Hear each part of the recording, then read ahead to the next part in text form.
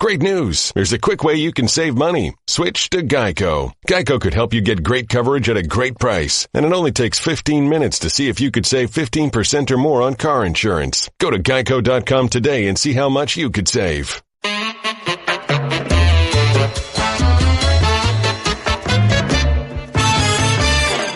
Welcome to the end of another highly questionable week, made highly questionable by this guy. Papi, who's that right there? I mean, my favorite song. Oh, again with One this? of my favorite songs, that's right. Wow, he got downgraded there. I mean, what's your favorite thing on the show today?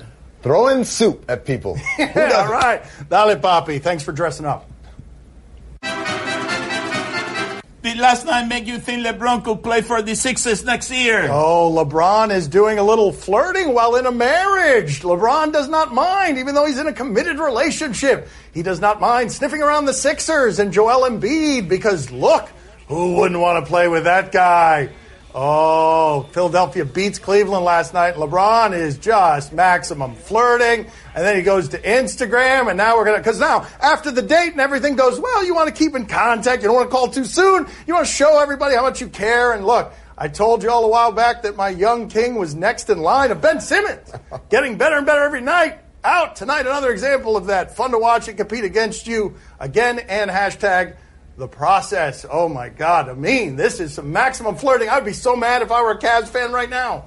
LeBron loves doing this. He loves leaving breadcrumb trails for us to follow. He loves the idea that we're leading the show with this topic. And guess what? Philadelphia is a great destination for him for two reasons. One, you're in the Eastern Conference.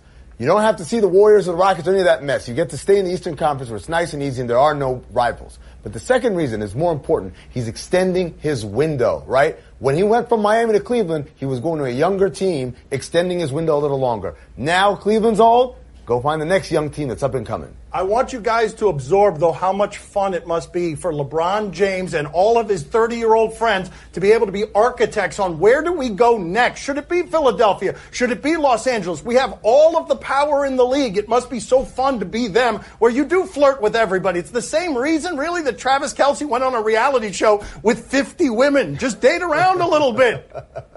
I like the idea of him saying, watch this, and then type in that Instagram. That's right. Maverick, Matt, watch this. Watch what I do on Instagram here. Joel Embiid was happy to flirt right back, incidentally, on Instagram. He is done chasing after Rihanna, and now his love interest is LeBron James. Trust the process. Always a great time playing against one of the best to ever play the game. Hashtag Summer 2018 goals. This guy, I swear to God, if LeBron is the king of the social media passive aggressiveness, this guy is the heir apparent. Can they trade LeBron before the end of the season? No. For the end of the season? No? He cannot be traded. No, my father wants him traded as punishment. The trade deadline is over. My father just wants, how do I get him out of there? No, send LeBron to the Sixers and then Ben Simmons and Embiid to the Cavaliers. Oh, there you go. That would be funny. See, that's why my father's asking the question. That Cleveland should trade him to that's right. for Embiid and Simmons. LeBron, I got good news and I got bad news. Right. Good news is you're going to Philly. Yeah. It's a one-game suspension enough for J.R. Smith throwing soup on an assistant coach. This is one of the funniest sentences I've ever read, except we need to name the assistant coach. Yeah. It's Damon Jones, which makes it all the funnier. Career nomad, always thought he was better than he actually was. One of the great coattail riders of all time in the league. Damon Jones got soup thrown at him. And what I have is a lot of questions. And it's not about whether it's a one-game suspension or not. What kind of soup? What kind of rage would you have to be in to throw soup? Was it in anger? Was it in anger? Well, it has to be in anger, right? It has to be in anger. Maybe he was joking around. It's J.R. Smith. Hey, catch the soup. Catch the soup, Damon Jones. It could have been a joke gone awry, but what do you do with this story? I mean, other than laugh at it? I think you hit the nail on the head. When you look at the characters involved here, we can't take it seriously. J.R. Smith threw soup at Damon Jones. I'm sorry. That's it. If this went to court and I were the judge, I'd just start laughing. I know, but how does one throw soup? Was it like this? Was it overhand? Like, how angry was J.R. Smith? And what was he angry about? What kind of soup was it? I think that's the most important question. I could honestly do a 30 for 30 on this story. Well, I tell you one thing. They can throw soup at me any day of the week, you know, I'll go in there and I'll suck it right off my shirt, you know. And if there is some crackers in there, I will enjoy it more, you know. Soup with crackers for free. Why not? All right. How should I say I don't much feel about Luke Walton calling Lonzo Ball the Lakers' best player last night? Oh, that one hurt you last night, didn't it, Papi? That's right. The Lakers scored 130 on his Miami Heat here in Miami. They played much faster, much younger than the Miami Heat. And after the game, Lonzo Ball's stat sheet is nothing special. You'd look at the stat sheet and be like, he didn't do anything. But Luke Walton knows he controlled the game, he controlled the pace, he controlled just about everything out there, including Isaiah Thomas's made threes because he kept getting him open looks. There's two things to keep in mind here. Number one is that Lonzo Ball's impact on the game is not how many points he scored. He's going to be a player throughout his career who's impacting the game by making other players better, which he's already doing at a very high level as a rookie, but also his defense. He had 6 steals last night, and his rebounding as a big guard. The other thing to keep in mind is one of those two guys is going to be here next year. A lot of people have been making a lot of fun of the Lakers all season long, and I've been one of them making fun of Lonzo Ball, but he's been playing better, shooting better in the last 15 games, and the Lakers in the last 10 games are scoring a lot of points against some of the best teams in the league. They've been playing very well over the last 10 games. Well, Lonzo was his best player because Bow Wow wasn't out there. I mean, really like that joke. Wow, I mean, really like that joke. Let me tell you something. Man, the only thing worse than losing to Billy Guillermo Gil from the Batard show in a foot race is losing to Bow Wow in a shootout. I misread the notes. They were not down 4 points with 1 second left. With 1 second Yes, left? they were. They were. You didn't misread the notes. That's a line right there. Let's go ahead and start the show. Let's start it. Was last night lost to Virginia, an all-time choke by Louisville? My father just had that reaction. It's an honest reaction because you don't know in a riddle how it is that with 4 points and 1 second left, you're up 4. How do you lose that game? Let's go out to Louisville. You've got 6 seconds left. Louisville at home up 4. The game should be over right here. Don't foul him. Don't do anything. They foul him. They stop the clock. That's the all-time choke. Then he makes a couple of the free throws, and then this is a lane violation on Virginia. So you've got Louisville inbounding the ball here. Still up 2. Just get it in. Don't travel. All you got to do is don't travel. Of course, what happens next? Amin, I've never seen a team lose this way. I've been covering sports a long time. I have never seen a team lose up 4 with 1 second left.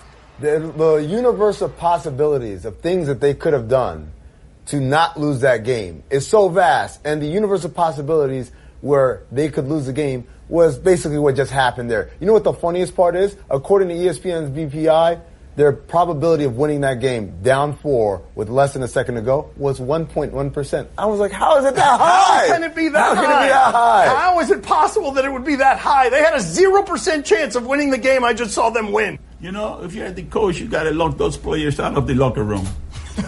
That's true. I mean, just lock them out. You go home. You just leave the court. You don't even go to the press conference. You just get in your car and go home and tell people behind you, lock the door, make them walk home. Is Sean Miller out of the woods? ESPN is a public enemy on this one. ESPN is standing by its reporting, and you've got Sean Miller reaching into the fake news playbook of Donald Trump here, accusing ESPN of getting its story wrong in a very defiant fashion. I have never knowingly violated NCAA rules while serving as head coach of this great program. I have never paid a recruiter, prospect, or their family or representative to come to Arizona. I never have, and I never will. I have never arranged or directed payment or any improper benefits to a recruit or prospect or their family or representative, and I never will. This one's fascinating for a lot of different reasons because he got a standing ovation when he went on the court last night because now he's rallied his troops, his board of trustees, a guy who's been in scandal, just turned everyone around against the media. Look at this. They don't care that the rest of us think he's lying. They don't care that the FBI is investigating around him. They don't care. They are just celebrating their coach, and this is what you get when you make the denial that strong. Ryan Braun did it, and we saw what happened there. Rafael Palmeiro did it, and we saw what happened there. He made the denial strong because he had to. It's the only way he keeps his job. The interesting thing, Dan, is that the Board of Regents and the university president both came out and supported him wholeheartedly. And you would say, how? How could they do that? Here's why. His contract has a weird caveat where if he's fired for cause, he gets more than if he gets fired without cause. So amazing. for them, yes, they'll say, yes, he's innocent of all of these charges, because then if they fire him at the end of the year, they won't have to pay him that extra. That is an amazing clause to have in your contract where you get more money being fired for cause. Sean Miller, I salute you, Sean Miller. You play the college game better than any of us. If I had that type of a contract, I'll come in here at the set the first day, pull my pants down, and say, where's my money? That's right. Where's my money? Right. Yeah. That's right. Where's my money? How about you fire me for cause, and how about you fire me for this? That's right. How is that any different from any regular day? Coming up next on Highly Questionable. Watch this in slow motion. You have to be bleeping kidding me. Oh, my God. That is so horrifying. My son's TV show is brought to you by Burger King. Try the 2 for $6 sandwich deal. Now with the crispy chicken sandwich. Hey there, I'm a glue stick, so I have one job. I glue kid stuff. So sorry for being jealous of Geico, who does a ton more, like give you 24/7 access to thousands of licensed agents. And Geico has been around for over 75 years and has